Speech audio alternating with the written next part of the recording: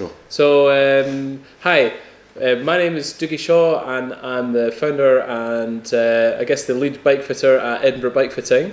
And I'm sitting here with Curtis Cramblett, again, of Revolution in Fitness. And today we're talking all about, I guess, triathlon, and arguably maybe that bleeds and runs over a little bit into time trial specific bike fits and considerations. Yeah. And I think a couple of things we were talking about raising are different types and shapes of extensions for various different types of problems or solutions that you want to sort of apply to your bike fit, and different saddles, choices and solutions, I guess, as well. And maybe we can start off on maybe what you tend to find happens in a time trial fit different to a road or normal traditional road bike fit in your studio when they come in. Yeah, boy, it's almost like it's two different worlds. Yeah. Right? You know, there's a TT fit which looks one way, and a regular road fit looks totally different. More than TT fit's so much different than any other fit out there. You know, mountain bike fit can be similar, and even a track fit can be somewhat similar, but TT's like off of that scale. Specifically, you know, where you position the body in space. The body has to, with the intention of being able to get more aerodynamic, and with a distance that, depending upon the distance of the tri or the distance of the TT, it can be a much shorter distance, and so you're not as concerned with putting a lot of stress on different muscle sets and or the neck and the shoulders. Aero is usually a more primary goal relative to discomfort. Now, as the distance gets longer, you know, half Ironman or a full Ironman, then we really need to take into account how are you going to be able to run after, you know, how are you feeling after your swim. But generally, we're really aiming at a more aerodynamic position, and that usually means rotating if my bottom bracket is here and here's a traditional road fit, I'm rotating the rider in front of that bottom bracket in order to decrease their frontal surface area. Yeah, okay.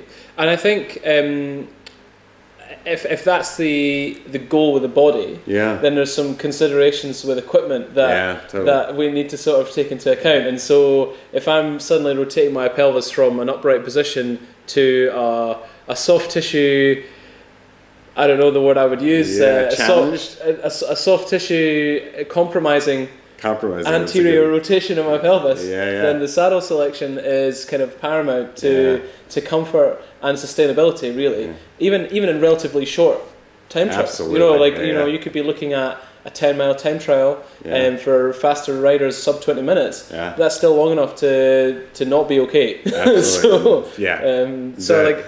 Literally pee blood. Have swollen parts that you don't want to. So I'm really glad you came back to the equipment of it all, because they are totally different saddles and obviously they're very different front ends. Yeah, so this is the Salitalia Chronos saddle. Pass that to you. Yeah. And the Aerofuel, the Pro Aerofuel, one of my favourite saddles, but not for everyone. And then more of an Adamo. These are like the kind of the first to market with the sort of the progression, if you like, of the old to the new. And actually, Pro have swung back round again almost to a hybrid style. And I think for me, some of the things and some of the important reasons to look out for a saddle like this, and why you would want to use one of these over a standard one is really the channel just gives your soft tissue somewhere to go, if you like. But still, as you rotate your pelvis forwards, supports the hard tissue towards the front, so that you can really plant your body, if you like, on that saddle and give your legs that foundation almost to kind of create power.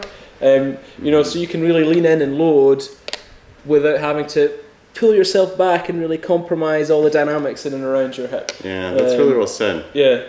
Because as you roll forward, the quote sit bones, the pubic rami, get narrower. And so as you roll forward, you need to be able to roll onto a narrower channel. And then, as you said, have the soft tissues be able to get out of the way. Because even if you're not experiencing soft tissue discomfort, many times people's bodies, quite smart, will roll the pelvis backward in order to get the pressure off of the soft tissues, and that, as you said, compromises the biomechanics. All of a sudden, a backward tilted pelvis doesn't allow maybe the glutes to get engaged as much, or the hamstrings, or even the core can't engage as well as soon as someone starts to really posteriorly rotate their pelvis.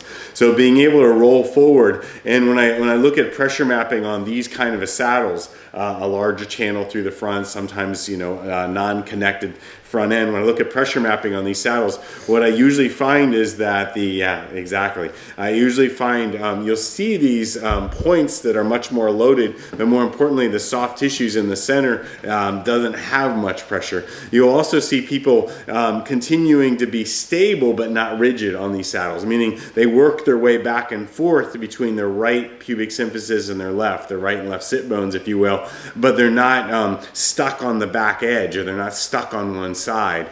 So you get this nice mobility and this stability, as opposed to a rigidity back here at the back of one sit bone. So these this open channeled kind of saddle can tend to work really well. But I think it's also important to highlight, I can put someone on this saddle or the Adamo saddle, and it still not be okay. And so I think it's important not just to buy blind, and if you can visit a fitter to or even a shop if they've got a selection, to really try something out that works for you. There's a couple of common things I see, especially with saddles, just to especially the ISMs, and they're a lot better now than when they first came out. Yeah, it's true. But you do tend to find that people